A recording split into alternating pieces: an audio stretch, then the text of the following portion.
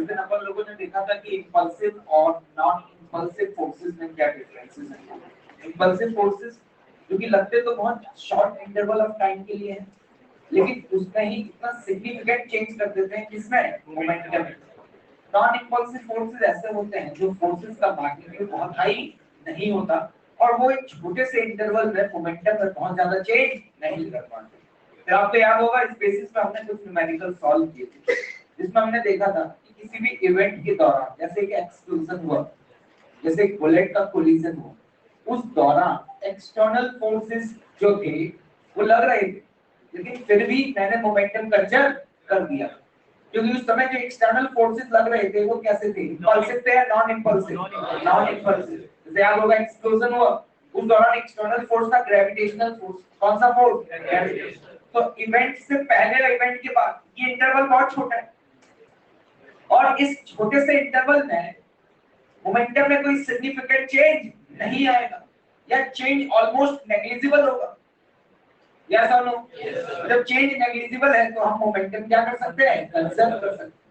इसी तरह का आपने देखा कि जब एक ब्लॉक का दूसरे ब्लॉक से कोलिजन हुआ, उस दौरान भी स्प्रिंग फोर्स लग रहा, लेकिन फिर भी मैंने कोलिजन से जस्ट पहले और कोलिजन के जस्ट बाद वहां पे भी मोमेंटम क्या कर दिया, कंजर्व।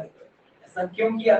क्योंकि उस दौरान एक्सटर्नल फोर्स स्प्रिंग फोर्स था, और स्प्रिंग फोर्स कैसा है, इंपल्सिव या नॉन इंपल्सिव, नॉन।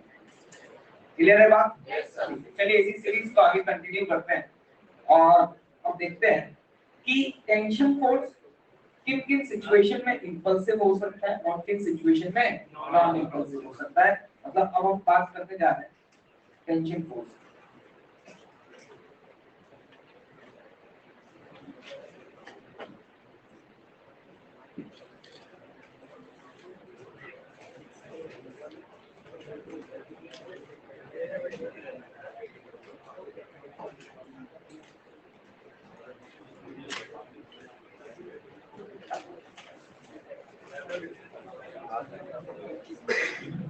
जैसे कि ध्यान से देखना तो अपने आप ही समझ में आ जाएगा।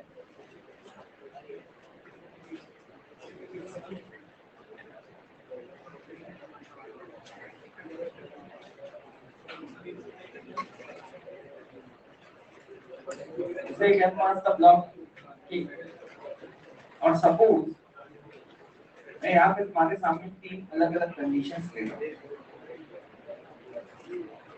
एक बुलेट है, ठीक है, या कोई पार्टिकल मान सकते हैं, वो यहाँ से आ रहा है इस तरीके से, इसको बोला 1। दूसरी वाली सिचुएशन ये है, इसको बोला क्या 2। और तीसरी वाली सिचुएशन ये है, इसे क्या बोला 3। देयर इज अ बुलेट, ठीक है। तीन अलग अलग सिचुएशंस हैं। पहले वाले सिचुएशन में बुलेट ऐसे टकराएगा, इस केस में बुलेट ऐसे टकराएगा, इस केस में बुलेट ऐसे टकराएगा, ठीक है। मुझे ये बताओ कि किस केस में ऐसा होगा कि सडन एकदम से रस्सी में टेंशन बहुत हाई हो जाएगी, या हम ये कह सकते हैं रस्सी एकदम से बहुत ज्यादा टाइट हो जाएगी। तो क्या पहले वाले केस में ऐसा हो? पहले वाले केस में ये जैसे ही टकराएगा तो एकदम से इस पर फोर्स लगेगा, और वो फोर्स इस डायरेक्शन में होगा। अब इसके दो कंपोनेंट, एक हॉरिजॉन्टल और एक वर्टिकल। ये वाला कंपोनेंट चाहेगा रस्सी की लेंथ बढ़ जाए, लेकिन रस्सी कैसी है, इनएक्सटेंसिबल। कैसी है, इनएक्सटेंसिबल। अरे यस और नो? तो रस्सी इनएक्सटेंसिबल है तो रस्सी की लेंथ चेंज नहीं होगी। अगर रस्सी की लेंथ चेंज नहीं होगी तो ऑब्वियस सी बात है यहाँ पे जो टेंशन फोर्स लग रहा है, क्या टेंशन फोर्स का मैग्नीट्यूड एकदम से बहुत हाई हो जाएगा? इस केस में टेंशन इंपल्सिव हो जाएगा। क्या हो जाएगा, टेंशन इंपल्सिव। तो मैं देख के समझ आता है इन दो सिचुएशन में नहीं होगा। इवन तीसरी वाली सिचुएशन में तो ऐसा होगा कि जैसे ही वो टकराएगा उस मोमेंट में रस्सी एकदम से क्या हो जाएगी, स्लैप हो जाएगी। तो इस तीसरी वाली सिचुएशन में जो टेंशन फोर्स है वो क्या रहेगा, नॉन इंपल्सिव रहेगा। तो मैं यहाँ पर कह सकता हूँ कि पहली वाली सिचुएशन जो है ना, फर्स्ट वन, उस केस में जो टेंशन फोर्स है वो इंपल्सिव होगा। समझ में आया क्या? मैं आज की बात बहुत आसानी से बोल सकता हूँ। अगर आपसे कोई पूछ ले कि टेंशन कब इंपल्सिव होगा या कब नॉन इंपल्सिव होगा, तो मैं ये कह सकता हूँ कि अगर जो भी बॉडी टकरा रही है उस बॉडी से जो रस्सी से कनेक्टेड है, उसका जो इनिशियल मोमेंटम, क्या इनिशियल मोमेंटम वो अगर स्प्रिंग से अवे हुआ, कहां हुआ, स्प्रिंग से अवे, जैसे यहाँ पे देखो, यहाँ पे टेंशन फोर्स कहां लग रहा था, ऊपर, और ये बॉडी ऐसे टकरा रही, तो इसका जो इनिशियल मोमेंटम का एक कंपोनेंट है, क्या वो अवे आ रहा है या नहीं आ रहा है? तो अगर कंपोनेंट अवे आ गया तो उस हर केस में रस्सी में सडन से टेंशन चेंज हो जाएगी, और रस्सी में सडन टेंशन चेंज हुई तो ऑफ कोर्स वहां पे टेंशन क्या हो जाएगी, इंपल्सिव हो जाएगी। और यहाँ पे है केस नंबर 2 और केस नंबर 3, इन दोनों केस में जो टेंशन फोर्स है वो कैसा है, इंपल्सिव या नॉन इंपल्सिव? यहाँ पर हम कहेंगे कि वो कैसा है, नॉन इंपल्सिव। मुझे ज्यादा एक्सप्लेन करने की जरूरत ही नहीं है, तुम अपने आप ही समझ में आ गया हो कि क्या हो रहा है।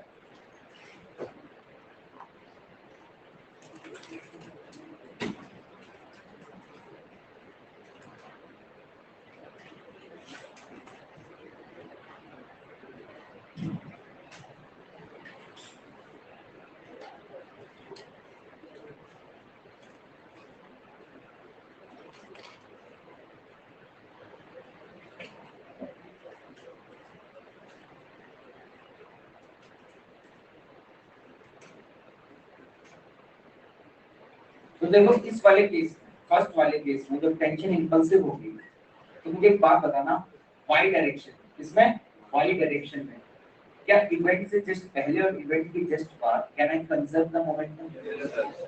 कर सकता हूँ, पहले वाले केस में कर सकता हूँ। पहले वाले केस में जो फोर्स लग रहा है वो क्या हो गया, इंपल्सिव, नहीं दिख रहा है यार, इंपल्सिव हो गया तो क्या वाई एक्सिस के अलग मोमेंटम कंजर्व हो जाएगा? नहीं हो जाएगा।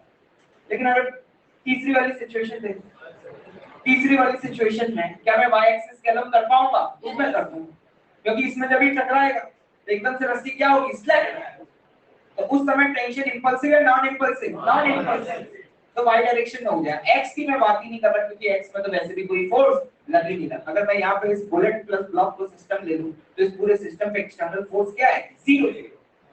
एक्स के अलावा तो वैसे ही मोमेंटम कंजर्व है, मैं बात कर रहा हूं वाई के अलावा, किसके अलावा, वाई के अलावा। तो वाई एक्सिस के अलावा पहले वाले केस में आप मोमेंटम कंजर्व नहीं कर सकते, सिंपल सी बात है, क्योंकि जब वो टकराएगा तो एकदम से टेंशन की वैल्यू क्या सडन बहुत हाई होगी या नहीं होगी?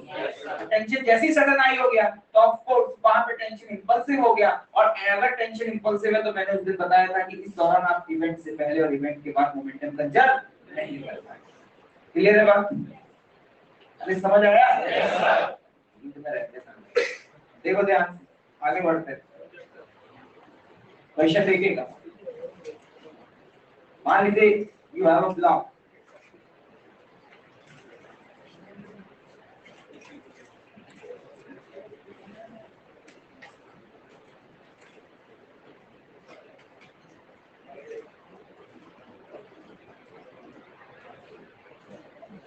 एक रस्सी है जिसकी टोटल लेंथ 12 नॉट, और वो दो ब्लॉक से कनेक्टेड है, और इस समय ब्लॉक ए और जो बी है ना, इस ब्लॉक के बीच का ये गैप है ना, ये गैप अभी L नॉट दिया हो, मतलब आपको समझ में आ रहा होगा कि जो रस्सी है वो अभी स्लैक हो रही है। रस्सी क्या हो रखी है भाई, स्लैक हो रखी है। इसको M से हटा करके इसको 2M कर देते हैं। सिचुएशन समझ में? ए और बी ब्लॉक, यस और नो? रस्सी से कनेक्टेड, रस्सी है स्लैक, क्योंकि इनके गैप, बीच का गैप कितना है, L नॉट। ठीक, मैंने क्या किया, इस गिवन ब्लॉक को इस मोमेंट पर आगे की डायरेक्शन में एक वेलोसिटी दी v नॉट, क्या दी, वेलोसिटी v नॉट। तो तुम्हें समझ आ रहा है ये आगे मूव करने लगते हैं, जब ये मूव कर रहा होगा क्या ये ब्लॉक अभी मूव करेगा, क्या नहीं करेगा। आपको समझ आ रहा होगा कब मूव करेगा, जब सोचो सडन कुछ समय बाद ऐसी सिचुएशन आएगी बेटा आपके सामने, जब यहाँ पर ये है A और ये है B, इन दोनों के बीच का ये जो गैप है वो कितना हो चुका होगा, 2L। कितना हो गया होगा, 2L। उस मोमेंट पर एकदम से रस्सी में जर्क आएगा, तो जर्क मतलब इंपल्स आएगा, टेंशन की वैल्यू सडन एकदम से बढ़ेगी, और उसके बाद जैसा कि ये इनएक्सटेंसिबल स्ट्रिंग है, ये दोनों ब्लॉक एक साथ चलना क्या कर देंगे, दोनों एक साथ क्यों चलेंगे नहीं, क्या है, इनएक्सटेंसिबल है। तो अब यहाँ पर आपसे सवाल क्या पूछे जाते हैं, सुनिएगा ध्यान से। Find a part, final speed, B part, impulse of tension force,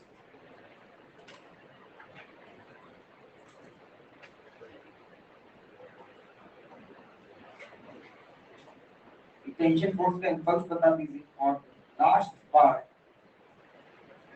work done bye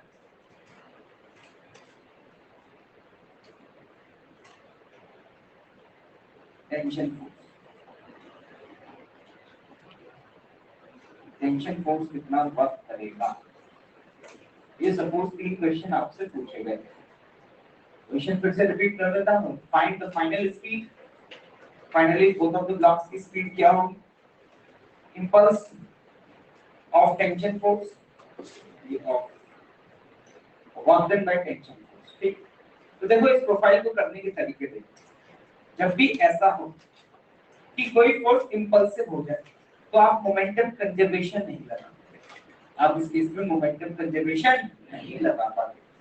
आप उस केस को कैसे डील करते हैं, with the help of impulse momentum theorem.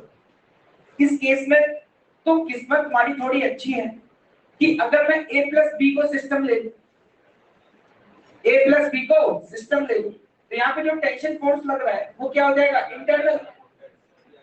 तो इंटरनल तो इंपल्सिव हो या नॉन इंपल्सिव कोई फर्क नहीं पड़ता, क्योंकि इंटरनल फोर्सेस तो वैसे भी मोमेंटम को कभी भी चेंज नहीं करते।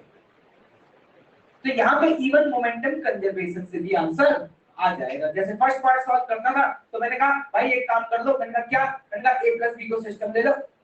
तुमने कहा सर रस्सी टाइट होगी, मैंने कहा हाँ, तो जिस मोमेंट पे सर रस्सी टाइट होगी तो टेंशन एकदम से बढ़ेगी, मैंने कहा बिल्कुल बढ़ेगी। तो सर यहाँ तो टेंशन इंपल्सिव है, लेकिन मैंने कहा जब a प्लस बी को सिस्टम ले लिया तो एक बात बताओ, a और b के बीच में जो रस्सी लगी हुई है वो इंटरनल पार्ट है एक्सटर्नल पार्ट है, पूछ लो यार आराम। इंटरनल है भाई, पक्का। तो मैंने कहा इंटरनल तो वैसे भी मोमेंटम को कभी चेंज नहीं करता। तो यहाँ पर इवन पूरे सिस्टम पर मोमेंटम कंजर्वेशन लगाया जा सकता है। हम कह सकते हैं कि अगर हम इनिशियल मोमेंटम लिखना चाह रहे हैं तो इनिशियल मोमेंटम लिखेंगे m v नॉट,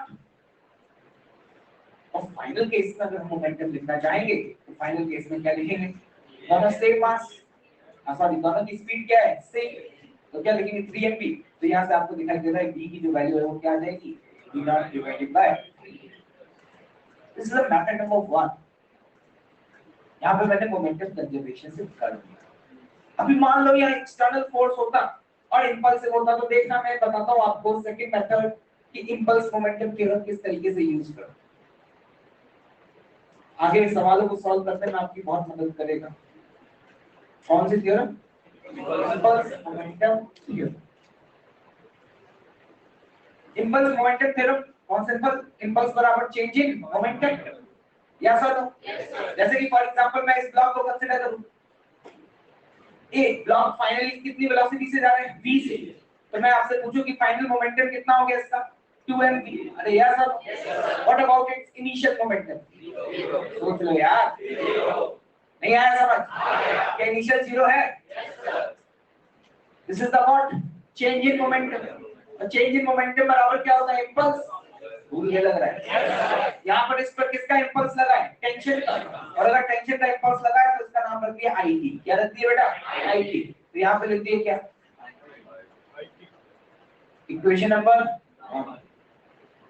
ना तो इसकी स्पीड पता है ना टेंशन पता है, सॉरी इंपल्स पता है, ये टेंशन नहीं है, ये क्या है उसका इंपल्स, तो अननोन। जैसे हमने 2m के लिए इंपल्स मोमेंटम थ्योरम लगाया, वैसे ही आप किसके लिए लगाइए। एक बात बताइए, क्या m का फाइनल आप लिख पाएंगे, क्या लिखेंगे, m into v, yes sir. Initial है m into v not, this is a changing momentum. क्या लिखा है, चेंजिंग मोमेंटम, और ये चेंजिंग मोमेंटम बराबर क्या होगा, इंपल्स। लेकिन इस पर टेंशन का इंपल्स आगे लगा या पीछे लगा, पीछे। देखो जिस डायरेक्शन में फोर्स होगा उसी डायरेक्शन में क्या होगा, इंपल्स। तो इस पर टेंशन का इंपल्स पीछे लगेगा, तो इधर प्लस IT या minus IT, minus IT। This is your equation number 2। देखो दोनों को ऐड करो वहीं पहुंच जाओ। देखने में, सोचने का तरीका अलग अलग, फिजिक्स का कॉन्सेप्ट अलग अलग तरीके से यूज किए। पहले वाले केस क्या लगाया है, मोमेंटम कंजर्वेशन, देख लो। दूसरे वाले केस में क्या यूज किया, impulse momentum theorem, individually both of the blocks, either वो ए हो या बी। लेकिन अगर तुम दो इक्वेशन को ऐड कर दो तो jy इक्वेशन अलग अलग लग रही है, सेम लग रही है। लेकिन ये सीखो, ये तो तुम्हें आता है, यहाँ तुम बच गए। लेकिन अभी ऐसे भी सवाल आएंगे तुम्हारे सामने जहां पर एक्सटर्नल फोर्स टेंशन होगा और इंपल्सिव होगा, तो वहां पर ये वाला मेथड नहीं लग पाएगा। और कौन सा मेथड लगेगा, नहीं समझ आया?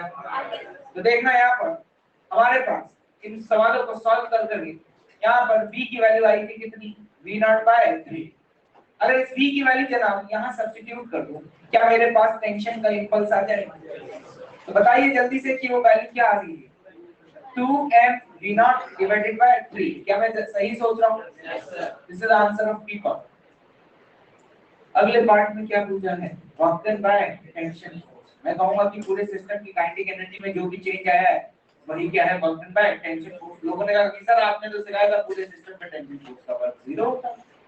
लेकिन याद रखिए, जब जब टेंशन इंपल्सिव हो, जब टेंशन इंपल्सिव हो, मतलब एकदम से सडन टेंशन में चेंज आया होगा, तब टेंशन वर्क कर सकता है, तब टेंशन वर्क कर सकता है उस मोमेंट पर। अगर इंपल्सिव हुआ तो सडन एकदम से वैल्यू चेंज हुई तो माइक्रोस्कोपिक लेवल पे थोड़ा बहुत रस्सी में कोई ना कोई चेंज तो आया ही होगा। नहीं तो तुम निकाल, मैं कहूं कि find the initial kinetic energy. बताओ क्या लिखो, सो रहे हो जिंदा हो, बताओ जल्दी क्या लिखोगे, M equal v not square. ये नहीं आया वो समझ? अच्छा ये बताओ what will be the final kinetic energy, हां टोटल मास अभी v है, लेकिन जो स्पीड है क्या वो v0/3 हो चुकी है क्या बात स्क्वायर? या सर मुझे लगता है एक तो 3 कैंसिल आउट हो जाएगा, तो यहाँ से वैल्यू कितनी आ जाती है, m v0 बटे सेम आ रही है अलग अलग आ रही है, सेम है अलग अलग,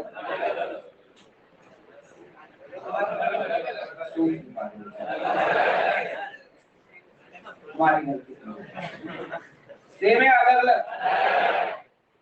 ये वाली वैल्यू इससे ज्यादा आ रही है कम आ रही है, नीचे वाले को कहना ज्यादा है, 6 इज ग्रेटर देन 2, ऑब्वियसली बात है सर ये ज्यादा आ रही है।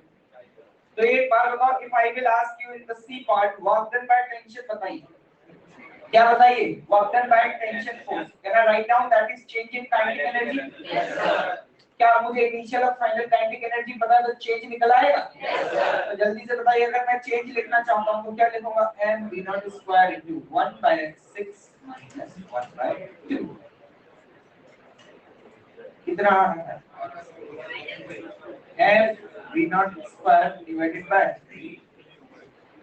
देखिए यहाँ पे टेंशन ने वर्क किया है नहीं किया? किसी को कुछ भी समझ नहीं आया होगा ना, कोई समस्या नोट करिए फटाफट।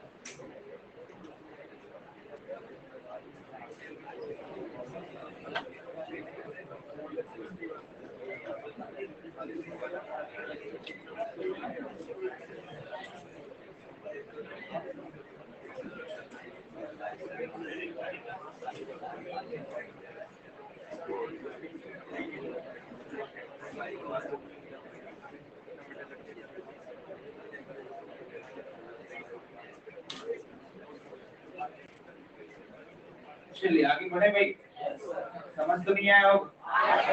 चलिए let's see next question.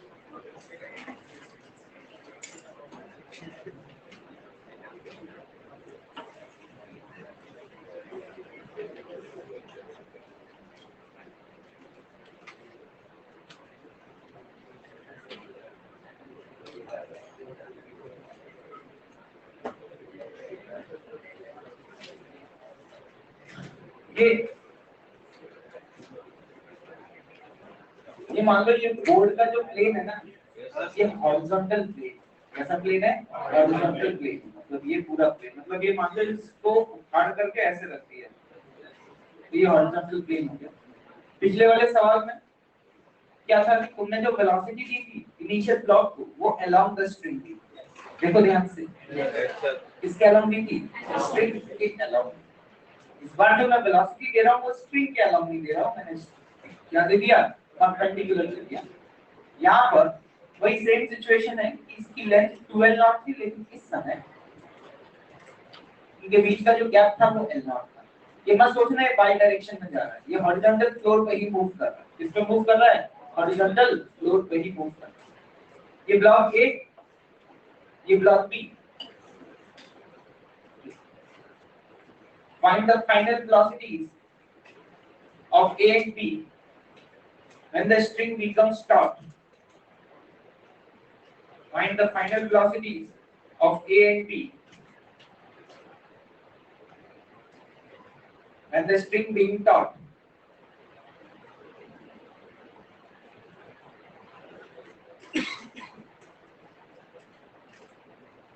In the B part, find the impulse of the tension force. Find the impulse of a tension force.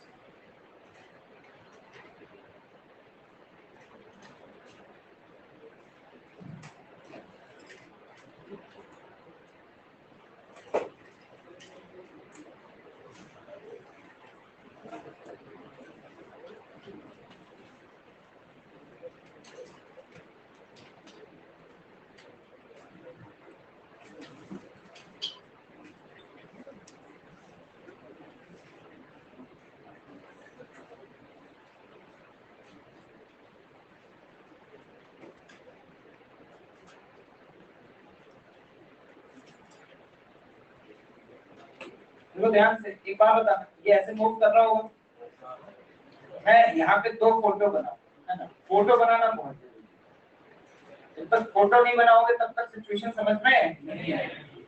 Physics में अगर फोटो बनाना सीख, किसका फोटो? सिचुएशन। तो आपके लिए सवाल क्या हो जाएंगे? बहुत आसान हो जाएंगे। तो यहाँ पर जैसे कि मैं ये कहूँ कि जस्ट जब स्ट्रिंग टाइट होने वाली है, उससे पहले का फोटो क्या होगा? एक बात बताओ, ये स्ट्रिंग टाइट तभी तो होगी जब ये वाली लेंथ कितनी हो जाएगी? ये नहीं आया समझ? और ये तुम्हें पता है, जब तक ये रस्सी टाइट नहीं हुई है, क्या तब तक ये कांस्टेंट वेलोसिटी से ही मूव कर रहा होगा? अरे यस और नो? आया कि नहीं आया? मैंने कहा कि ये फोटो है कब का? जब स्ट्रिंग टाइट होने वाली है, अगले ही पल स्ट्रिंग टाइट होगी। स्ट्रिंग क्या होगी? टाइट होगी। अब एक बात बताना, यहाँ पर अगर मैं तुमसे पूछूं कि भाई साहब ये वाला जो एंगल है ना, ये अल्फा है, क्या इस अल्फा की वैल्यू आप बता पाएंगे? थोड़ा सा टफ तो है, क्योंकि साइन अल्फा बराबर लिखेंगे परपेंडिकुलर अपॉन बेस। तो मैं कहूंगा कि यहाँ पे अल्फा की वैल्यू कितनी आएगी? 30, क्योंकि साइन अल्फा की वैल्यू आएगी 1/2। ये भाई पीछे वाली जनता कुछ समझ आ रहा है? तो अल्फा की वैल्यू आ गई 30। अब जरा ऑब्जर्व करिए, यहाँ पर क्या मैं इस वेलोसिटी के दो कंपोनेंट कर सकता हूँ? yes, मैं कहूंगा कि अच्छा एक बात बताओ, ये वाला एंगल भी कितना हो गया? 30। अरे यार सब मैं कहूंगा कि वेलोसिटी का एक कंपोनेंट इस डायरेक्शन में आएगा, वो आएगा कितना? v0 cos θ। और वेलोसिटी का एक कंपोनेंट इस डायरेक्शन में आएगा, जो कि कितना आएगा? v0 sin θ। ये है v0/2 और बेटा ये वैल्यू कितनी है? √3 v0/2। इंटरेस्टिंग बात ये है कि रस्सी के अलाउंग अभी कहानी बिल्कुल वैसी ही है जैसे थोड़ी देर पहले थी। जब रस्सी टाइट होगी उस मोमेंट पर इस ब्लॉक के पास वेलोसिटी का वो कंपोनेंट जो कि टेंशन के परपेंडिकुलर है वो तो चेंज होगा ही। क्योंकि एक बात बताओ, जब एकदम से टाइट होगा तो क्या इसमें फोर्स इस डायरेक्शन में लगेगा? अरे फोर्स तो रस्सी के अलावा ही लगेगा ना। एक बात बताना, वेलोसिटी का वो कंपोनेंट जो कि इसके परपेंडिकुलर है, क्या ये चेंज होगा? नहीं होगा। सिर्फ और सिर्फ वही कंपोनेंट चेंज हो पाएगा वेलोसिटी का जो किसके अलावा है? टेंशन के अलावा है। क्योंकि जो भी एक्सेलरेशन आएगा वो इसी डायरेक्शन में आएगा ना यार। इस डायरेक्शन में तो कोई एक्सेलरेशन आया ही नहीं। तो अपन यहाँ पर ये बोल सकते हैं कि इस एम ब्लॉक के पास इस मोमेंट पर वेलोसिटी के दो कंपोनेंट हैं, एक रस्सी के अलावा जो कि ये रहा, और एक रस्सी के परपेंडिकुलर जो ये रहा। कसम है इस बात कि भैया इसने तो मना कर दिया, मैं तो चेंज होने वाला ही नहीं, क्योंकि तुमने फोर्स इधर लगाया या जो भी टेंशन लगेगी वो इधर लगेगी, और ये टेंशन के क्या है? परपेंडिकुलर। तो इवेंट से जस्ट पहले और इवेंट के जस्ट बाद ये कंपोनेंट तो रिमेंस क्या रहेगा? सेम रहेगा।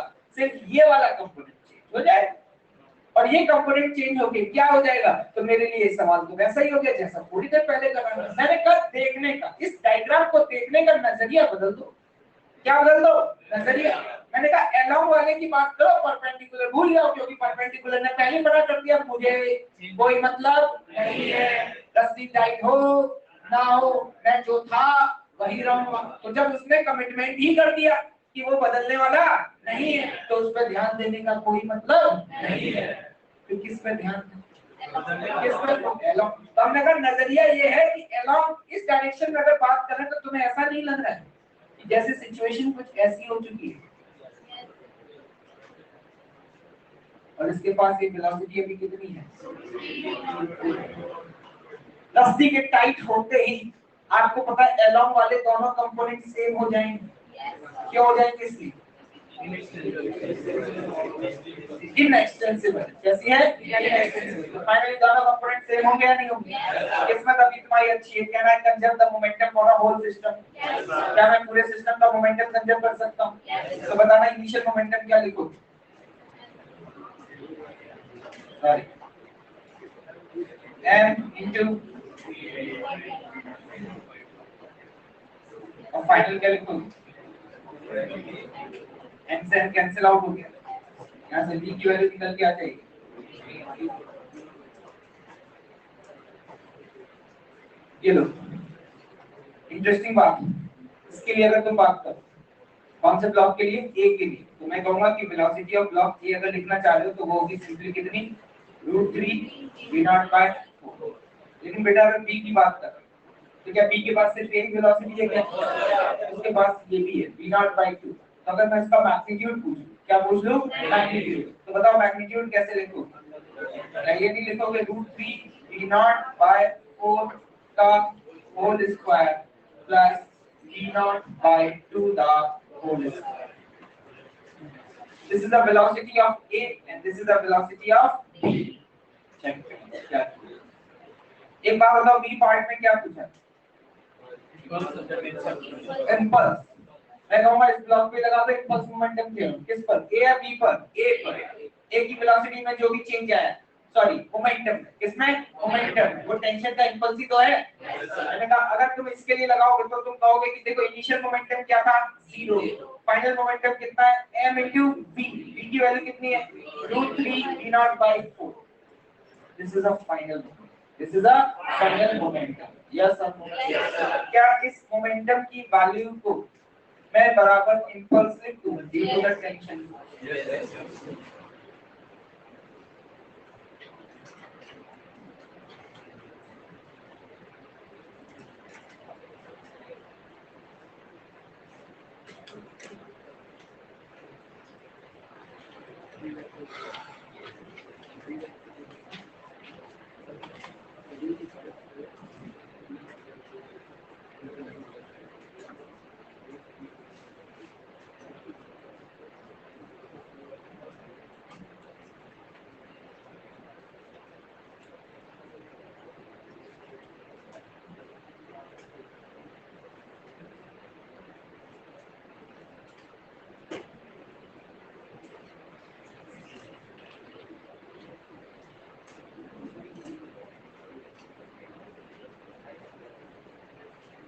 तो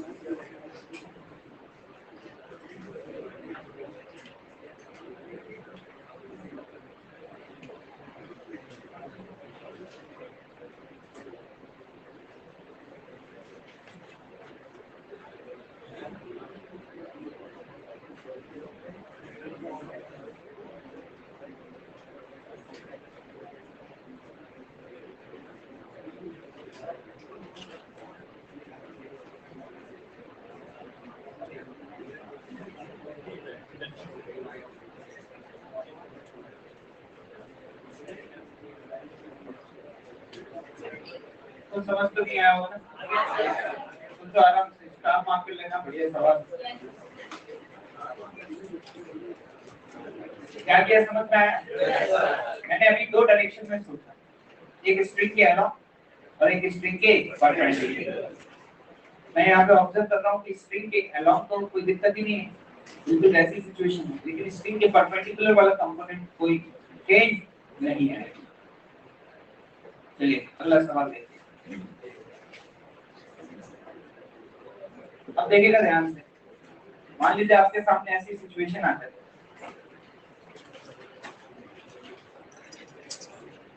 क्या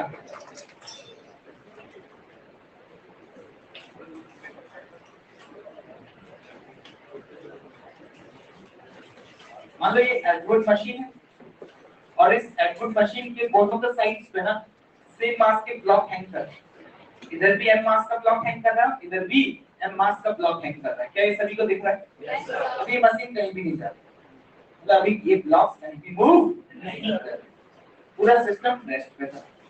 यहाँ से अभी क्या हुआ, सेम मास का एक बुलेट आगे टकराता है p0, इससे टकराता है p0, ठीक, एकदम से टकराया और टकराने के बाद वो स्टिक कर गया। क्या कर गया? स्टिक कर गया। मतलब मैं यहाँ पर ये कह सकता हूँ कि इवेंट के जस्ट बाद की जो सिचुएशन है, वो सिचुएशन तुम्हारे सामने कुछ ऐसी है।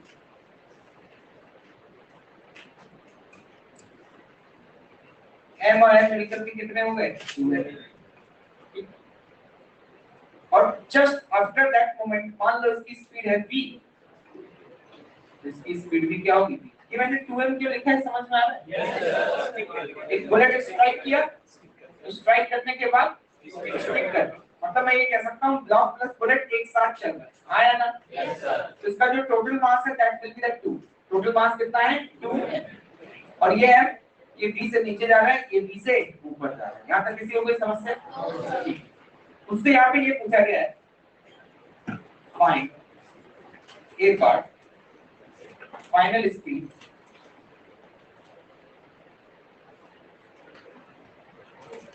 After collision.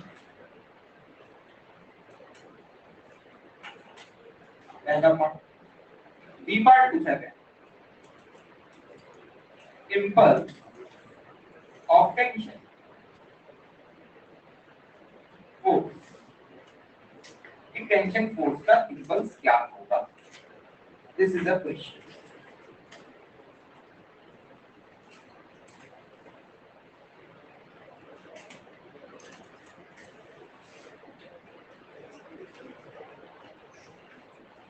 Final speed after the collision and the impulse of the tension force.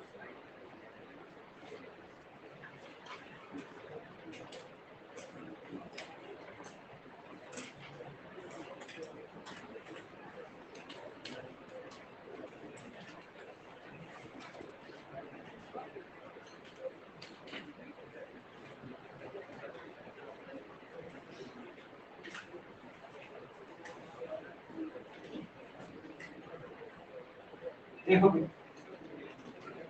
एक बात बताना, इस पूरे सिस्टम पर अगर मैं ये कहूँ कि ये ब्लॉक ए है और ये ब्लॉक बी है, बस मुझे एक सवाल का जवाब दे देना फिजिक्स के पॉइंट ऑफ व्यू से। क्या a plus b is given system can I conserve the moment? Yes sir.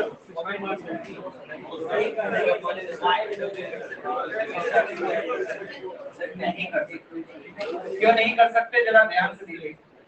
इसलिए नहीं कर सकते कि अगर मान लो मैंने इसको अपना सिस्टम मान लिया, सपोज मान लो a plus b को मानना चाह रहे, ए प्लस बी को मान लो, ए प्लस बी प्लस गोली को मानना चाह रहे हो उसको। एक बार बताओ, जब ये टकराएगा एकदम से फटा, तो जिस मोमेंट पर टकराएगा उस मोमेंट पे यहाँ पे जो टेंशन टी रही होगी, क्या टेंशन की वैल्यू में सडन बहुत तेजी से चेंज आएगा? Yes sir. एकदम से रस्सी में झटका लगेगा कि नहीं लगेगा? तो टेंशन बहुत हाई हुई इस मोमेंट पे, इधर भी टेंशन टी है, इधर भी टेंशन क्या है? टी। और इधर बताना ये क्या है? 2t। अगर मैं इसे अपना सिस्टम मान रहा हूं तो जरा ध्यान से देखिए कि y डायरेक्शन में एक्सटर्नल फोर्स 2t है या नहीं? yes, और मुझे बताओ, जिस मोमेंट पर कोलिजन हुआ, जिस मोमेंट पे कोलिजन हुआ, वो बुलेट आकर के टकराई, इसके अंदर एंटर हुई, क्या उस मोमेंट पे टेंशन की वैल्यू चेंज हुई? yes, थोड़ी बहुत होगी या बहुत तेजी से चेंज हुई? तो उस इवेंट के दौरान टेंशन इंपल्सिव या नॉन इंपल्सिव? इंपल्सिव।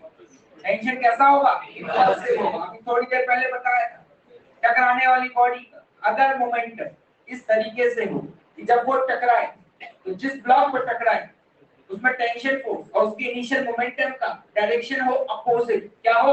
अपोजिट, तो टेंशन इंपल्सिव हो जाएगी। जरा ऑब्जर्व करो, यहाँ पे जब बुलेट टकराएगी तो एकदम से इस पॉइंट पे, मान लो तुम इस तरीके से तराजू लेकर के खड़े हुए हो और मुझ जैसा कोई इंसान आए एक ब्लॉक पे ऐसे लात मारे, तो तुम्हें कैसा फील?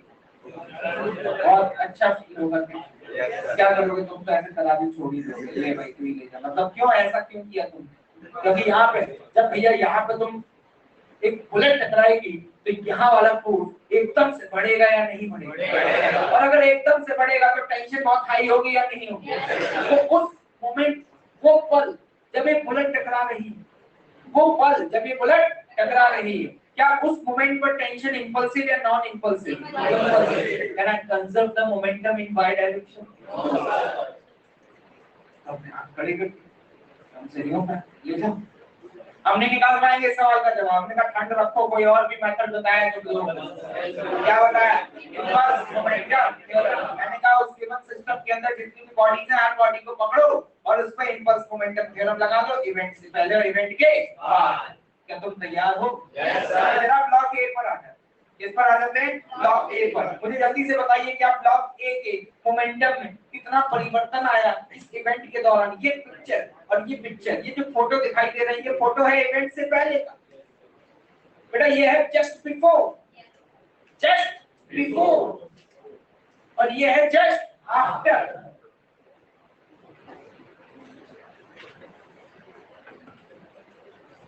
नहीं समझे? देखिएगा, मुझे एक बात बताइएगा, क्या मैं एक मोमेंटम में चेंज लिख पाऊंगा? yes, फाइनल वाला कितना? मान लो ऊपर वाली दिशा पॉजिटिव ले ली और नीचे वाली दिशा नेगेटिव ले ली। जीवन में दिशा लेना बहुत जरूरी, बिना दिशा के मंजिल तक पहुंच पाना संभव नहीं है, क्योंकि मोमेंटम एक वेक्टर क्वांटिटी है, स्केलर है।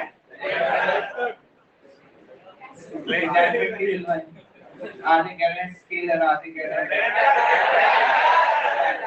वेक्टर क्वांटिटी को जब भी लिखते हैं तो डायरेक्शन इंपॉर्टेंट है ना भाई? इसलिए डायरेक्शन डिसाइड करना क्या है? जरूरी। तो मुझे एक बात बताना, क्या इसका इनिशियल मोमेंटम और फाइनल मोमेंटम का? फाइनल है mv, इनिशियल क्या है? देखो मैं इतने आराम से बिल्कुल वैसे लिख रहा हूँ जैसे मैं जीवन में पहली बार लिख रहा हूँ, क्योंकि तुम्हें बता रहा हूँ और मुझे उम्मीद है तुम्हें तकलीफ नहीं हो रही होगी। यस और नो? अच्छा एक बात बताना, जब ए पर ये बुलेट टकराई तो क्या यहाँ से टेंशन लगी? क्या टेंशन लगी? तो क्या टेंशन का इंपल्स आया? इस पर टेंशन का इंपल्स कहाँ आया? ऊपर या नीचे? अगर टेंशन का इंपल्स ऊपर आया तो यहाँ पे इसको बराबर IT लिख दूं तो किसी को कोई तकलीफ?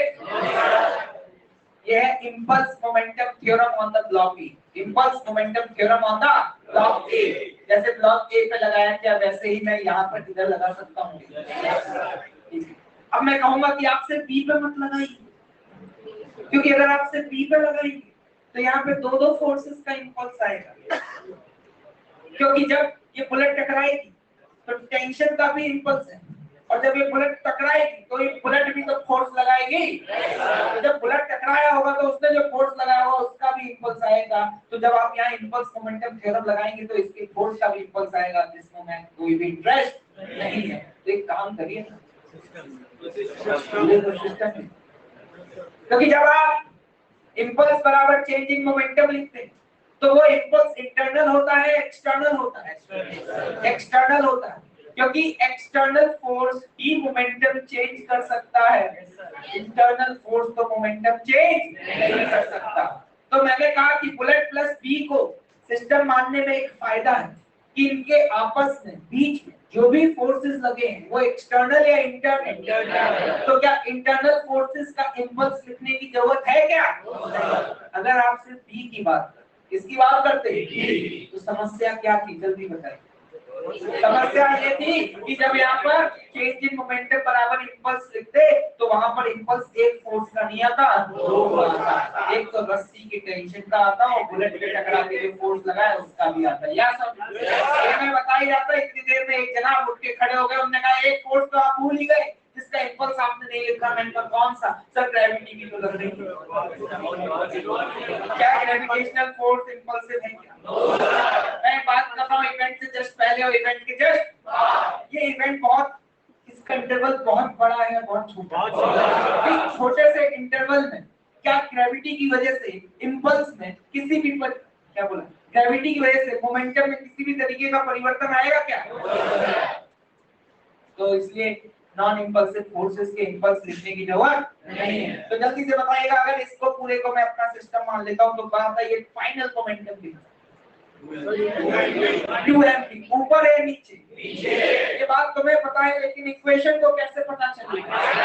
क्या यहाँ पे अगर मैं माइनस के 2mv लिखूं तो किसी को कोई तकलीफ तो नहीं है? चेंज लिखने जा रहा हूँ माइनस इनिशियल। एक बात बताइए, इनिशियल मोमेंटम कितना है? m इंटू v नॉट, लेकिन नीचे की तरफ है तो क्या लिखूंगा? माइनस के m v नॉट। सही लिखा क्या? दिस इज द चेंज, और ये चेंज बराबर क्या होगा? दोनों तरफ बताओ, यहाँ पर अगर टेंशन टी है तो क्या यहाँ भी टेंशन टी है क्या? अगर दोनों तरफ टेंशन टी है तो टेंशन का इंपल्स सेम है क्या? Yes, direction the. This is equation 1 and this is equation number 2। Unknown कौन कौन? अरे ये भी अननोन है भैया, और ये भी क्या है? अननोन। नहीं समझे? तो बताइए जरा देख करके कितना आ रहा है यहाँ? जो जाएगा प्लस, वहां से एनवी की वैल्यू पुट कर दो।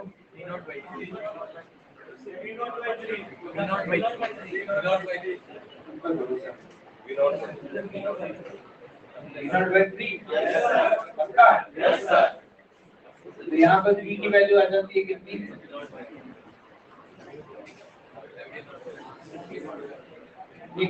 और इंपल्स ऑफ टेंशन फोर्स क्या आता है?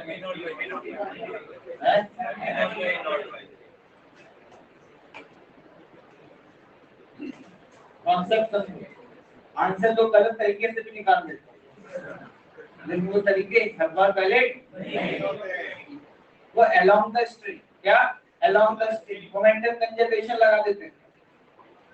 ये कहेंगे देखो सर इसका इनिशियल मोमेंटम mv नॉट, और फाइनली इस पूरे सिस्टम को बिल्कुल सीधा कर दो, तो तुम्हें देख करके ऐसा लगेगा कि ये 2m और m 3m into v, तो आंसर आ गया। लेकिन वो फिजिक्स के पॉइंट ऑफ व्यू से मेथड क्या है? तो अभी तुम्हारी किस्मत अच्छी है इसलिए आ गया, लेकिन हर बार किस्मत इतनी अच्छी नहीं रहेगी। तो बताना इंपल्स आ गया, ये आ गया। अगर मान लो यहाँ पे वर्क डन पूछा जाता, क्या पूछा जाता? वर्क डन, क्या निकाल पाते? आगे बढ़ो।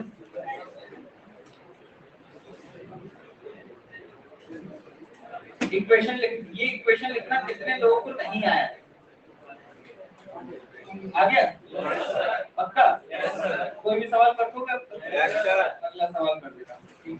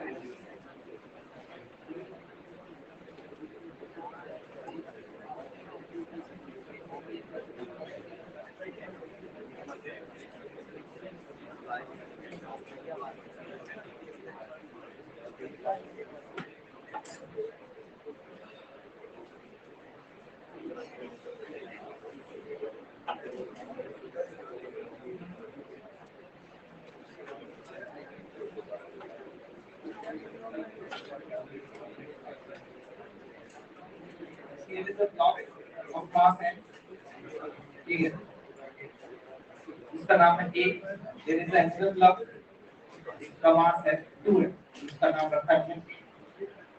कि आप ध्यान से देखो तो ये पूरा सिस्टम इक्विलिब्रियम में कैसे, मान लो यार टेंशन कितनी है 2 mg, 2 mg का आधा mg ये सिस्टम कहीं भी मूव नहीं कर रहा हो, अगर इनिशियली रेस्ट पे है तो रिमेन्स रेस्ट पे रहेगा क्योंकि एक्सेलरेशन क्या है 0। चेक कर लो ये एनालाइजर, ये क्या है एनालाइजर, अपने आप समझ आ जाएगा।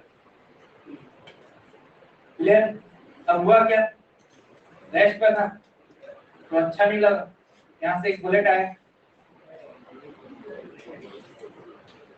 कितने वेलोसिटी से v0 वेलोसिटी से, और वो बुलेट आकर के इससे टकराया और इससे स्टिक कर गया। स्टिक करने का मतलब है ब्लॉक ए और बुलेट दोनों उसके बाद कैसे मूव कर रहे हैं, साथ साथ मूव। क्वेश्चन वही है सेम कि आपको ये बताना है कि ए और बी की फाइनल स्पीड्स क्या होंगी, ए और बी की फाइनल स्पीड क्या होंगी। और सेकंड पार्ट जो आपसे पूछा गया है वो पूछा जा रहा है कि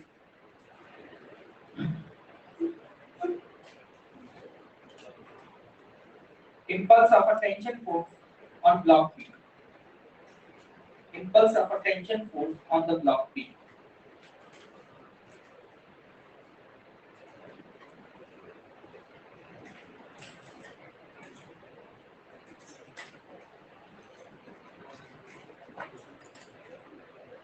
impulse of a tension force on the block B,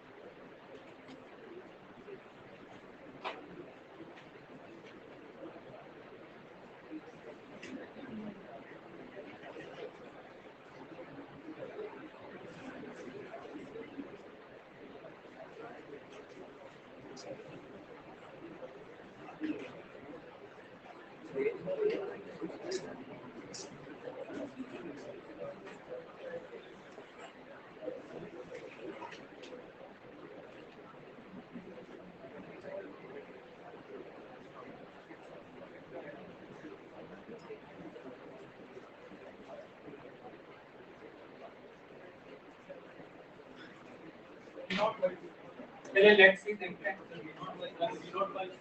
मुझे आंसर तो नहीं पता लेकिन चेक करिएगा कि आपने कैसे अप्रोच किया।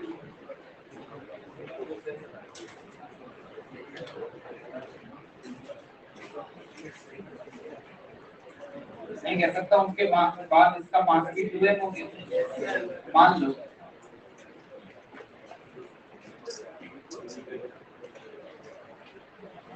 अगर मैं ये बोलूं ना उस मोमेंट के बाद इसकी स्पीड v होगी, v की स्पीड v, ब्लॉक v है ना इसकी स्पीड क्या होगी है v इन अपवर्ड डायरेक्शन।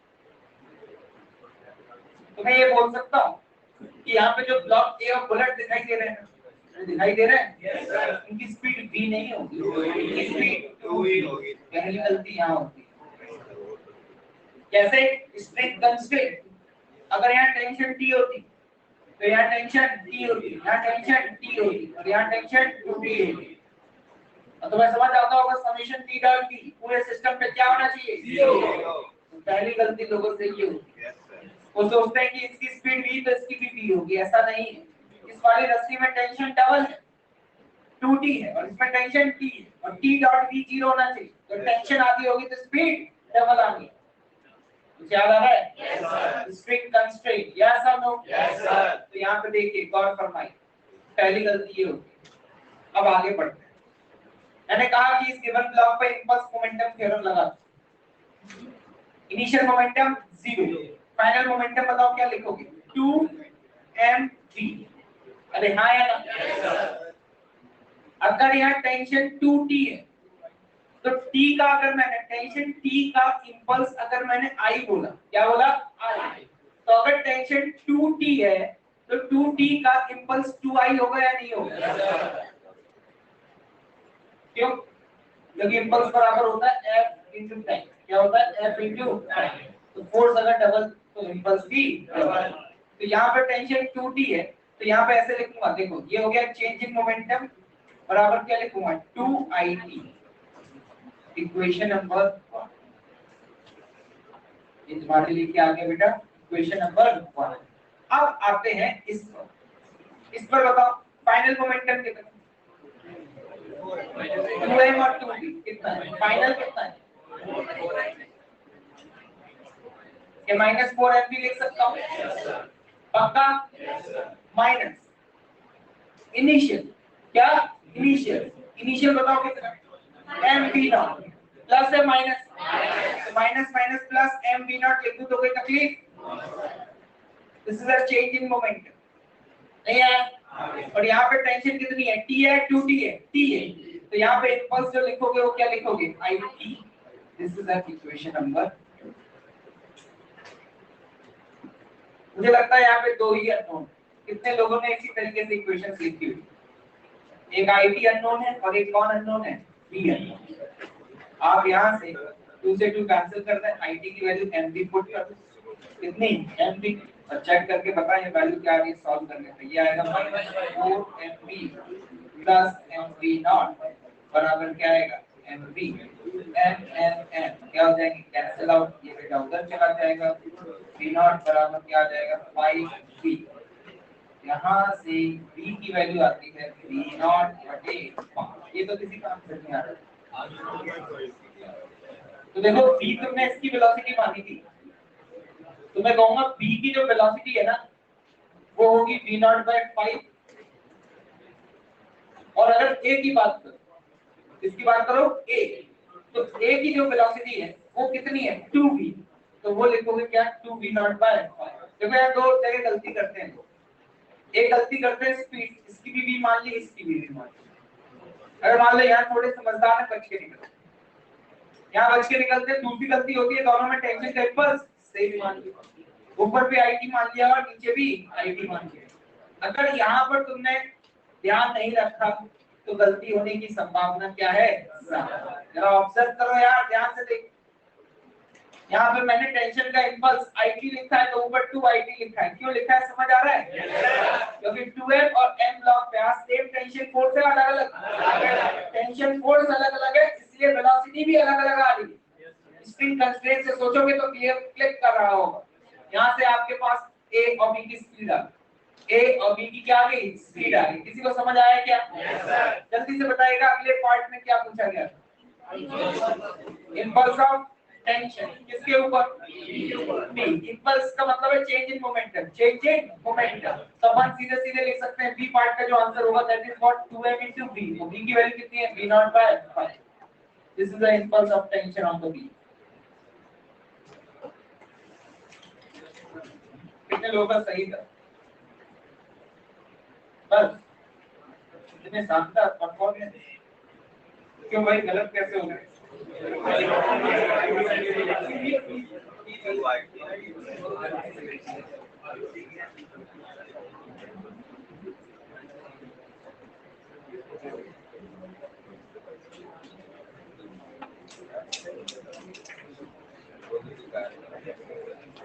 अगला हेडिंग करिएगा।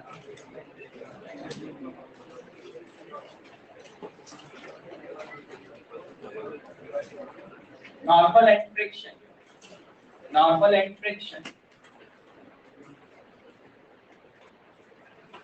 as impulsive and non-impulsive forces.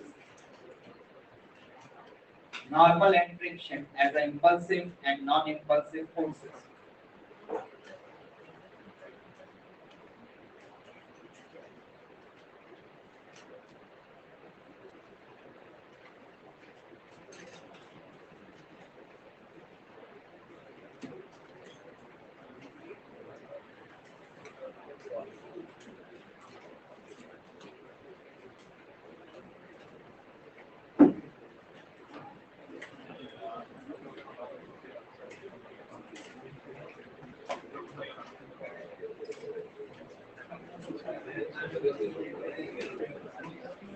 देखो ये हेडिंग जरूर डलवा देता हूँ, लेकिन ये बहुत लॉजिकल कॉमन सेंस है जो कि लिमिटेड है, आपके पास नहीं मिलेगा, लेकिन देखते अपने आप ही हमें समझ में आ जाएगा। मैं यहाँ पर क्या बताने जा रहा हूँ, मैं आपको ये बताने जा रहा हूँ कि किन सिचुएशन में एक्सटर्नल फोर्स अगर नॉर्मल या फ्रिक्शन है तो वो इंपल्सिव हो सकता है। जैसा कि थोड़ी देर पहले हम बात कर रहे थे टेंशन फोर्स, किसकी बात कर रहे थे? Tension force. तो आपने उस केस में ऑब्जर्व किया कि किसी भी इवेंट के दौरान रस्सी अगर सडन टाइट होती है तो वो इंपल्सिव हो जाता है। उसमें मैंने कोई बहुत ज्यादा एक्सप्लेन किया ही नहीं था, तो मैं सिचुएशन देखकर के अपने आप ही समझ आ गया। उसी तरीके की अब मैं आपके सामने एक सिचुएशन दे रहा हूँ, तुम अपने आप ही समझ जाओगे, मुझे बताने की जरूरत नहीं कि किस केस में इंपल्सिव होगा और किस केस में नॉन इंपल्सिव। जैसे कि ध्यान से देख, हमारे पास एक ब्लॉक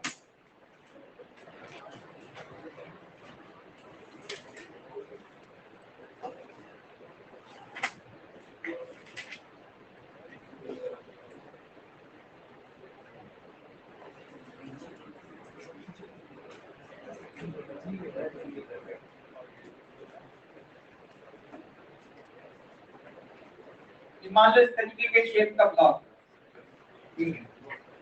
अब यहाँ पर भाई साहब बुलेट आ रही है अलग अलग दिशा से और इसके ऊपर अटैक हो, क्या होगा? ये ब्लॉक जिस सरफेस पर रखा हुआ है वो भी रफ, वो भी कैसा है? रफ है। आराम से रेस्ट पर था। पहली बुलेट इधर से है, इसका नाम है 1। दूसरी बुलेट इधर से है, इसका नाम है 2। तीसरी बुलेट इधर से है, इसका नाम है 3। चारों तरफ से अटैक हो, कहीं से छोड़ने की कोई गुंजाइश नहीं है। चौथी बुलेट यहाँ से है, इसका नाम है क्या?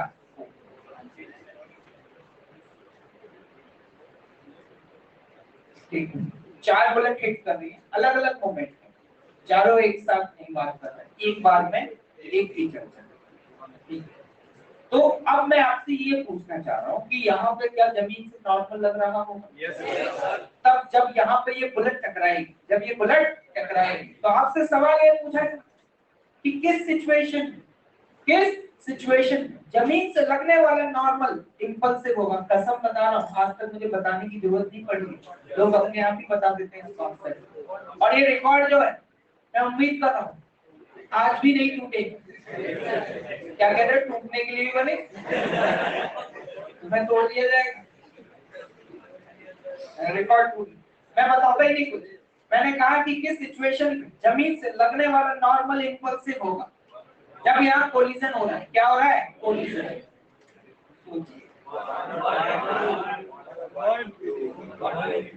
चलिए कोटिंग करवा लेते हैं, मामला थोड़ा गर्म लग रहा है।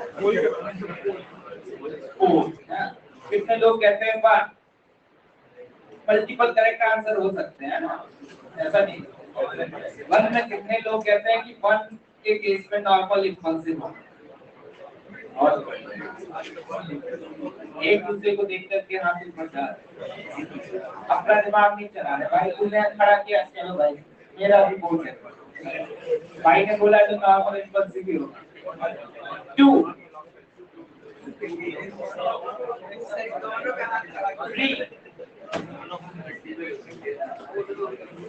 कुछ लोग तो कह रहे हैं एक बार ऊपर कर दिया पीछे। 4 तो भाई साहब बुद्धि बढ़ रही थी, समोसे खाने में व्यस्त थे, दिमाग वाग बिल्कुल नहीं चलाते हो तुम लोग। तो जो आराम रिकॉर्ड तो मैं तोड़ूंगा नहीं, बताऊंगा मैं ऐड ध्यान से सुनिएगा, दोबारा सोचोगे।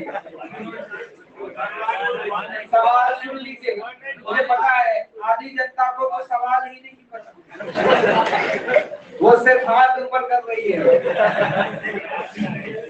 दोबारा सवाल सुनिएगा, मैंने कहा कि 4 सिचुएशंस में, इन 4 सिचुएशंस में से कुछ सिचुएशंस में जमीन से लगने वाला नॉर्मल इंपल्सिव हो सकता है। अच्छा ये बताइए, इंपल्सिव तो छोड़िए, ये चेक कैसे करें? इंपल्सिव बोल रहा हूँ तो इसका मतलब क्या हुआ? जब वो टकराए तो सड़क नॉर्मल की वैल्यू में एकदम से बहुत बड़ा परिवर्तन आए। नॉर्मल की वैल्यू जो पहले mg थी, तो मान लो इसका मास था 2 kg, कितना था? 2 kg। तो जमीन से नॉर्मल कितना लग रहा होगा? 20। तो जब टक्कर हो तो जो 20 है वो 20,000 हो जाए उस मोमेंट पर, मतलब जमीन से लगने वाला जो नॉर्मल है वो एकदम से सडन बढ़ जाए। सोचो दोबारा।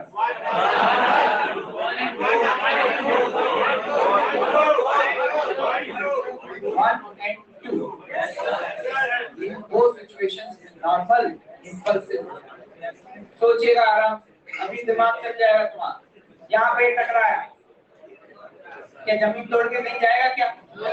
जब ये टकराएगा तो ऐसे फोर्स लगाएगा, वो तो जमीन के कांटेक्ट में, तो यहाँ से लगने वाला नॉर्मल बढ़ेगा। वन में तो किसी को कोई डाउट नहीं, अगर डाउट है तो झोला टांगिए चले जाइए।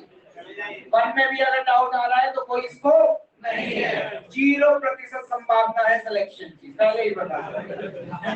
बुरा लगा होगा लेकिन यही हकीकत है, ठीक है। इस केस में जब ये टकराया तो एक बार बताओ कि जमीन से लगने वाला नॉर्मल बढ़ेगा या नहीं? दूसरा वाला केस देखना, जब ये ऐसे टकराएगा, मुझे एक बात बताना, जब ये टकराएगा तो क्या इस डायरेक्शन में कोलिजन के दौरान बहुत हाई मैग्नीट्यूड का फोर्स लगेगा?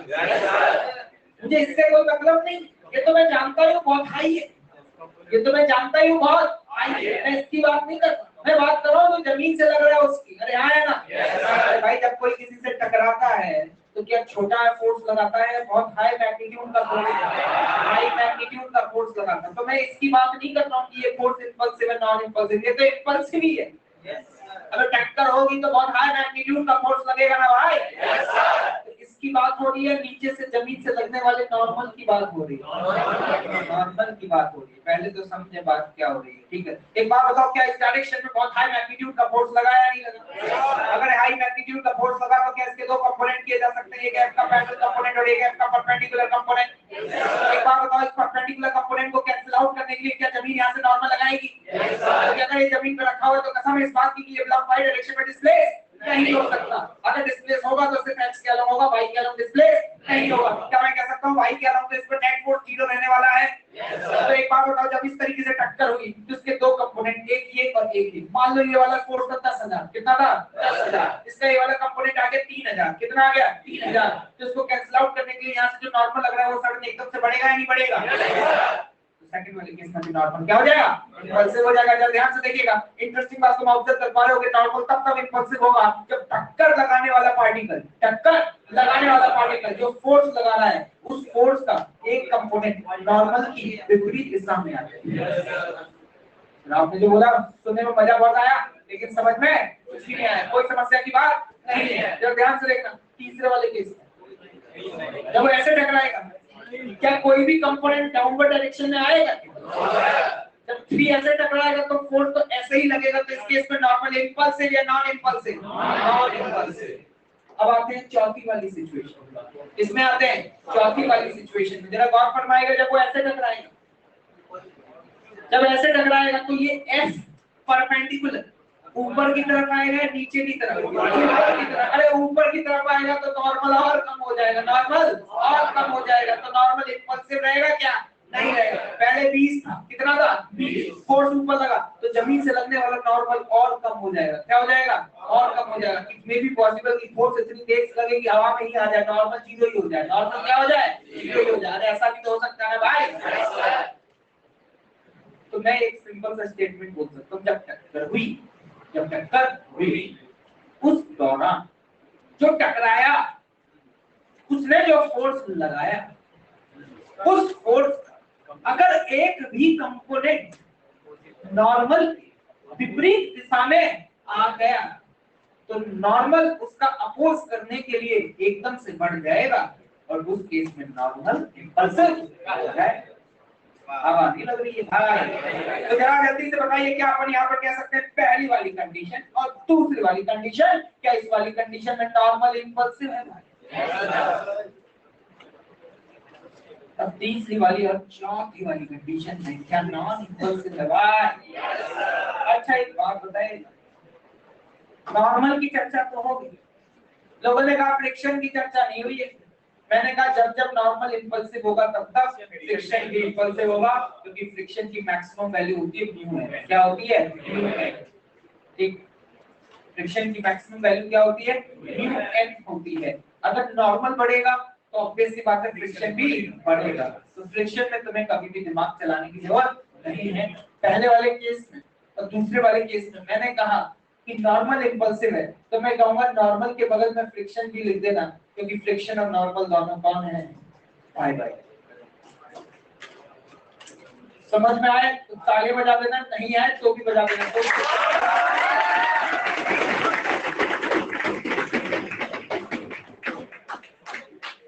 नोट डाउन करो, कैमरा चल रहा है,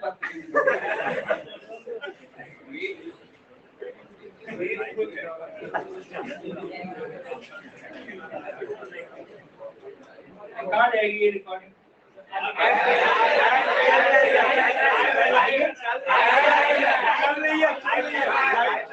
क्या बात कर रहे हैं?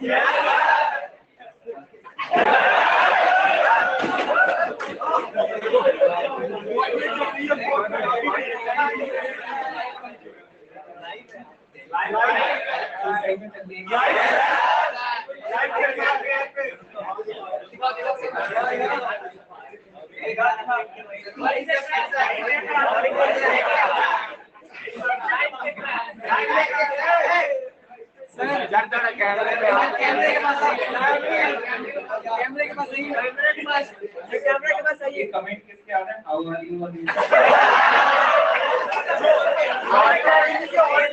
ऑनलाइन देख सकते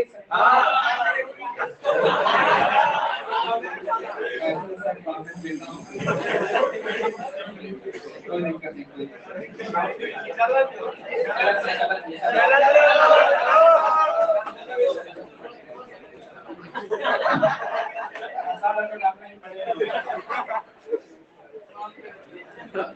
बात में लगेगा पहले बता दें, लेकिन मेरे को तो लगा था घंटी है वो इलेक्ट्रिक का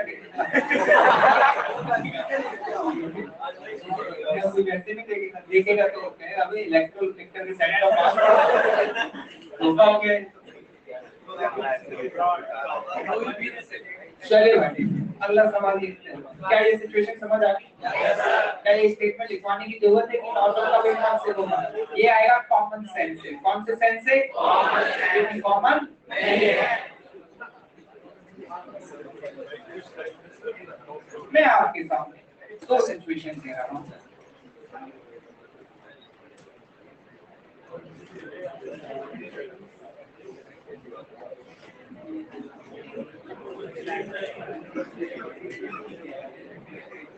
ये सिचुएशन नंबर 1,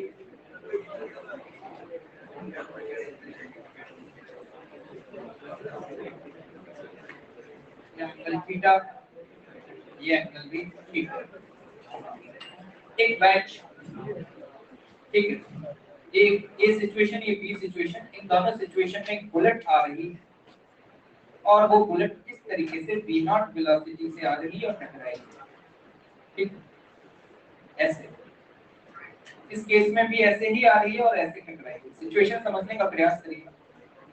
ठीक, इस बार बुलेट इस इंक्लाइंड सरफेस पर टकराएगी और सेकंड वाली सिचुएशन में ये जो बुलेट है ये फ्लैट सरफेस पर टकराएगी। दोनों सिचुएशन में ये हमें दिया हुआ है कि जो सरफेस है ना वो रफ, सरफेस कैसा है भाई? कोई समस्या? सरफेस एकदम रफ, बुलेट टकरा रहा है। अब आपको ये बताना है कि इन दोनों सिचुएशंस में किस सिचुएशन में फ्रिक्शन इंपल्सिव होगा और किस सिचुएशन में फ्रिक्शन नॉन इंपल्सिव होगा।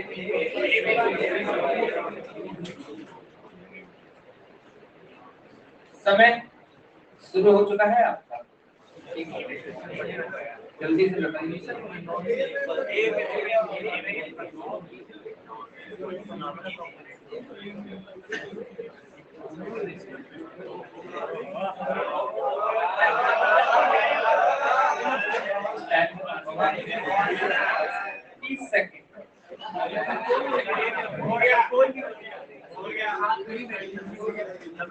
जल्दी से कमेंट बॉक्स में लिख दें।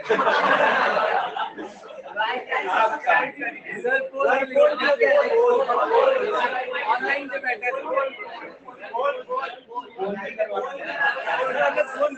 ऑनलाइन से बैठे कितने लोग कहते हैं कि पहले वाले केस में फ्रिक्शन इंपल्सिव होगा?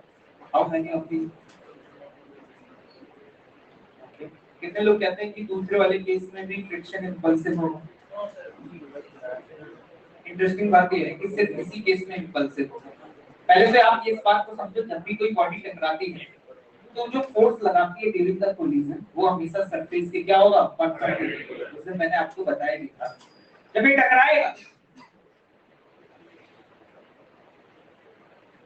तो जो फोर्स लगाएगा वो फोर्स ऐसे लगेगा जो कि इस इंक्लाइंड सरफेस के परपेंडिकुलर होगा। क्या ये बात आप समझ पा रहे हैं? जब कोलिजन होगा दो सरफेसेस आपस में एक दूसरे से मिलेंगी तो फोर्स जो है वो लाइन के अलोंग, किसके अलोंग लगेगा? परपेंडिकुलर, जिसको लाइन ऑफ इंपैक्ट बोलते हैं। क्या बोलते हैं? Line of impact. तो जल्दी से बताना ये फोर्स का क्या एक कंपोनेंट नीचे की तरफ आएगा? इस कंपोनेंट को बैलेंस करने के लिए यहाँ से लगने वाला नॉर्मल जो है क्या वो एकदम से बढ़ जाएगा? और नॉर्मल अगर एकदम से बढ़ गया तो नॉर्मल इंपल्सिव हो गया तो क्या फ्रिक्शन भी इंपल्सिव हो जाएगा? तो यहाँ पर अपन कह सकते हैं कि ग्राउंड सरफेस से, कहां से? ग्राउंड सरफेस से लगने वाला जो फ्रिक्शन है वो इंपल्सिव या नॉन इंपल्सिव? इंपल्सिव।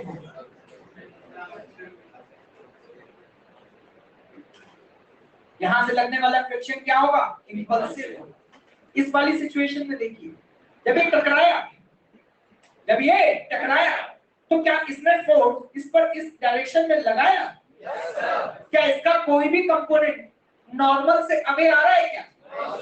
क्या इसका कोई भी कंपोनेंट वाई डायरेक्शन में है क्या? तो जमीन से लगने वाले नॉर्मल में क्या किसी भी तरीके का कोई परिवर्तन आएगा? नहीं।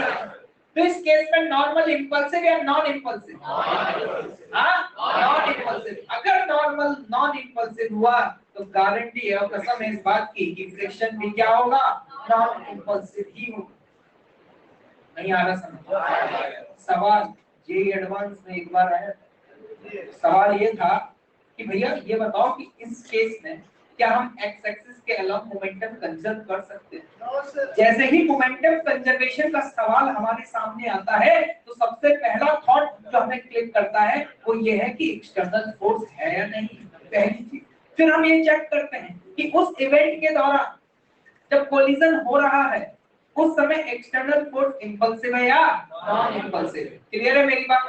जरा ध्यान से देखना भाई, इस केस में जब ये टकराए एक्स एक्सिस के अलोंग, किसके अलोंग? एक्स एक्सिस के अलोंग क्या एक्सटर्नल फोर्स है? है ना? कौन है? इस पूरे को सिस्टम ले लो, इस पूरे को अगर सिस्टम ले लो तो बताओ क्या सरफेस से लगने वाला फ्रिक्शन क्या एक्स एक्सिस के अलोंग ही लग रहा है? तो एक्सटर्नल फोर्स तो क्या ये एक्सटर्नल फोर्स इंपल्सिव? और अगर इंपल्सिव है तो इंपल्सिव फोर्स अगर इवेंट के दौरान लगे तो क्या हम मोमेंटम कंजर्व कर पाएंगे?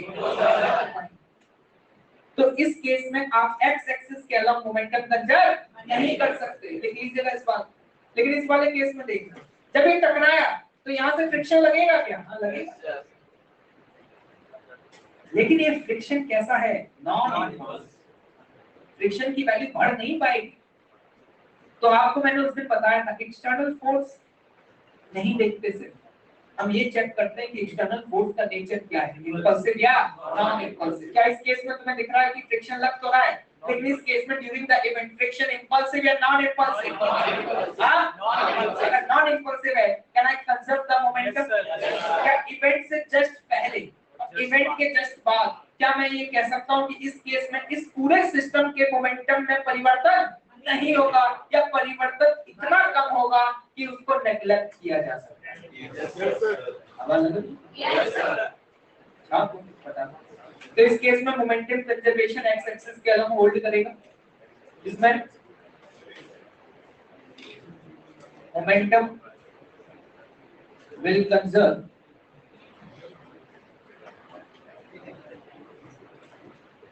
along the x axis, लेकिन इसमें मोमेंटम कंजर्व नहीं होगा x एक्सिस के अलावा। नोट करिए।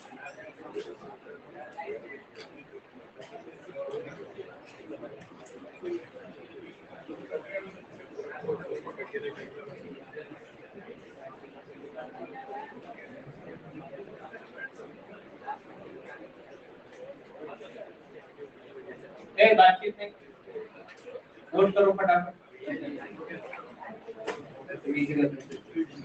सारे पॉइंट्स लिखता करो, जितना भी एक्सप्लेन करता हूँ बहुत कुछ बताता हूँ, ये तो तुम्हें समझ आ रहा होगा। हर चीज को एक्सप्लेन कर रहा हूँ तो लिखवा तो नहीं सकता, हर चीज लिखवा नहीं, क्योंकि बोलने की स्पीड और लिखने की स्पीड में बहुत फर्क होता है। जितना मैं एक्सप्लेन करता हूँ तो लिख लिया था, क्योंकि अभी तो समझ में आ रहा है, 5 दिन बाद भूलने लग जाओगे, और फिर जब रिकॉल करने की कोशिश करोगे और मान लो कोई चीज याद नहीं आई और तुमने अगर नहीं लिख रखा है, तो फिर बहुत डिफिकल्ट हो जाएगा। इसलिए जो भी तुम्हें टाइम मिलता है उसमें लिख लिया करो जल्दी से फटाफट, ये मत किया करो मतलब अच्छा लगता। अभी तो सब अच्छा लग रहा है, 3 महीने बाद 4 महीने बाद पेज पलट के देखोगे ना, तो बस डायग्राम ही दिखेंगे, उसके अलावा कुछ भी नहीं दिखेगा। ये लग रहा होगा अरे वाह चीटे बने हुए हैं, एरो बने हुए हैं, वाह एक मिला था सर ने क्लास में, ये देखो।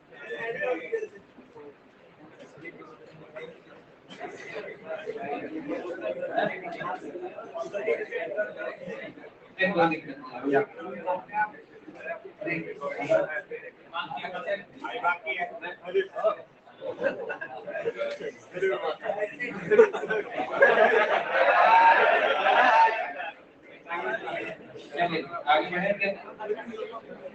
एक सवाल करो, खिलाओ जाओ पार्लियामेंट की।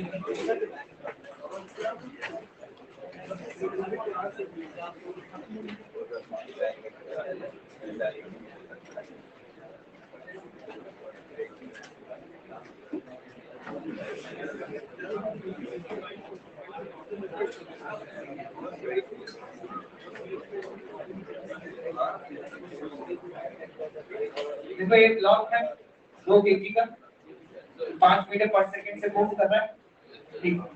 लेकिन ये जिस सरफेस पे मूव कर रहा है ना 2 kg का ब्लॉक, ये सरफेस क्या है? स्मूथ है। आगे जाकर के यहाँ से सरफेस रफ हो गई, और जहां से सरफेस रफ हुई है ना वहां पे 3 kg का ब्लॉक जो है ना वो आराम फरमा रहा है, क्या कर रहा है? ये ब्लॉक गया, इसको ब्लॉक को सपोज मैंने बेटा ए बोल दिया, और ये ब्लॉक जो है वो क्या है? डी। ब्लॉक ए गया बी से टकराया, ए गया बी से टकराया, टकराने के बाद दोनों स्टिक कर गए, दोनों क्या कर गए? स्टिक कर गए, and both of them will start to move together. दोनों स्टिक करने के बाद साथ साथ चलना शुरू कर दिए, ठीक है। आगे की सरफेस रफ है, और यहाँ पे जो म्यू की वैल्यू, इसकी वैल्यू म्यू की वैल्यू वो हमें 0.5 दी, कितनी दी हुई है? 0.5। क्वेश्चन लिखिएगा find the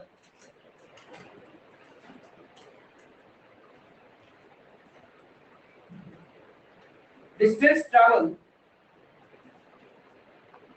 by the blocks before coming to rest. Distance traveled by both the blocks before coming to rest.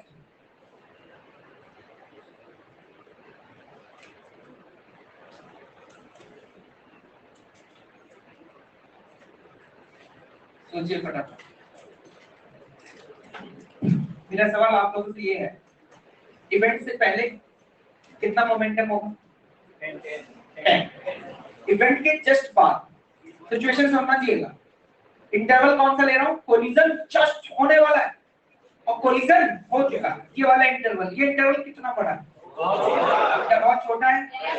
तो एक बात बताओ, मैं यहाँ पर क्या उस दौरान मोमेंटम कंजर्व कर सकता हूँ? छोटे से इंटरवल, बड़े इंटरवल में नहीं, इसमें छोटे इंटरवल। लोग कहते हैं नहीं कर सकते, मैंने कहा क्योंकि सर यहाँ से फ्रिक्शन लगेगा। क्या लगेगा? फ्रिक्शन। लेकिन एक बात बताना, यहाँ से जो फ्रिक्शन लगेगा वो इंपल्सिव होगा या नॉन इंपल्सिव? नॉन इंपल्सिव, क्योंकि जब ये टकराएगा तो फोर्स तो इसी डायरेक्शन में लगाएगा। तो जमीन से लगने वाला फ्रिक्शन इस केस में कैसा होगा? इंपल्सिव या नॉन इंपल्सिव? और अगर बेटा नॉन इंपल्सिव कैसा है? Non impulsive. Can I consider the momentum? Event से जस्ट पहले और इवेंट के जस्ट बाद। लॉन्ग इंटरवल में नहीं करना। लॉन्ग इंटरवल में तो इवन नॉन इंपल्सिव फोर्सेस भी मोमेंटम को चेंज कर सकते हैं। तो मैं यहाँ पर ये कहूंगा कि इनिशियल मोमेंटम है 2 × 5 और फाइनल लिखूंगा 5 × v। तो यहाँ से बेटा v की वैल्यू कितनी आ गई? 2 मीटर पर सेकंड। तो मेरे सामने सिचुएशन ये है, टोटल मास कितना हो गया? 5 के, स्पीड कितनी है? 2 मीटर पर सेकंड। अब इसके बाद ये आगे मूव कर रहा है रफ सरफेस पे और कुछ डिस्टेंस आगे जाने के बाद ये 5 kg का ब्लॉक इस पे आ गया रेस्ट पे। या तो थर्ड इक्वेशन ऑफ मोशन लगा लो या फिर वर्क एनर्जी थ्योरम लगा लो, कोई फर्क नहीं पड़ता। ठीक है, तो मैं वर्क एनर्जी थ्योरम अगर लगाना चाहूं तो लिखूंगा -k म्यू mg * t बराबर change in kinetic energy. Final तो होगी 0, इनिशियल क्या लिखेंगे? हाफ m से m क्या हो गया? कैंसिल आउट हो। मुझे लगता है d यहां से t निकाल लेंगे। कितना आ रहा है? श्योर? क्या है? 2 divided by mu into g। Mu की वैल्यू कितनी है? 0.5। मेरे हिसाब से 0.4 मीटर आना चाहिए। चेक करो। बिल्कुल खत्म हो गया। समझ में आया? देखना यहाँ पर एक बात ऑब्जर्व करना, मैंने यहाँ से लेकर के यहाँ पर मोमेंटम कंजर्वेशन नहीं लगाया। तुमने ऑब्जर्व किया होगा इवेंट से जस्ट पहले और इवेंट के जस्ट बाद। लॉन्ग इंटरवल में इसलिए नहीं लगा सकते क्योंकि लॉन्ग इंटरवल में तो ऑब्वियस सी बात है एक्सटर्नल फोर्स है, हाँ है, लेकिन लॉन्ग इंटरवल अगर हो गया तो वो एक्सटर्नल फोर्स भी मोमेंटम को क्या कर देगा? चेंज, चाहे वो नॉन इंपल्सिव हो। तो इसलिए मैं अगर नॉन इंपल्सिव फोर्सेस लग रहे हैं तो बी केयरफुल, हम मोमेंटम जस्ट इवेंट से पहले और जस्ट इवेंट के बाद ही कंसीडर करते हैं। नहीं यार, उस दिन भी एकदम से एक्सप्लोजन जब हुआ था तो याद करो मैंने एक्सप्लोजन से पहले और एक्सप्लोजन के बाद का मोमेंटम बराबर किया था। एक्सटर्नल फोर्स तो mg तब भी लग रहा था। Clear? Done? Okay, thank you so much.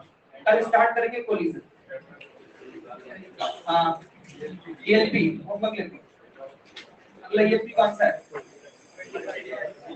हां, 25। ELP 25 complete. टाइम दीजिएगा, अच्छा है, ठीक है। You will love it.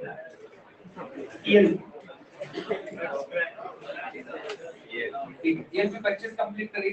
कल बता आपको बचा वो। टेस्ट पेपर और सॉल्व कर लेना दोनों, जो सवाल नहीं हुए हैं।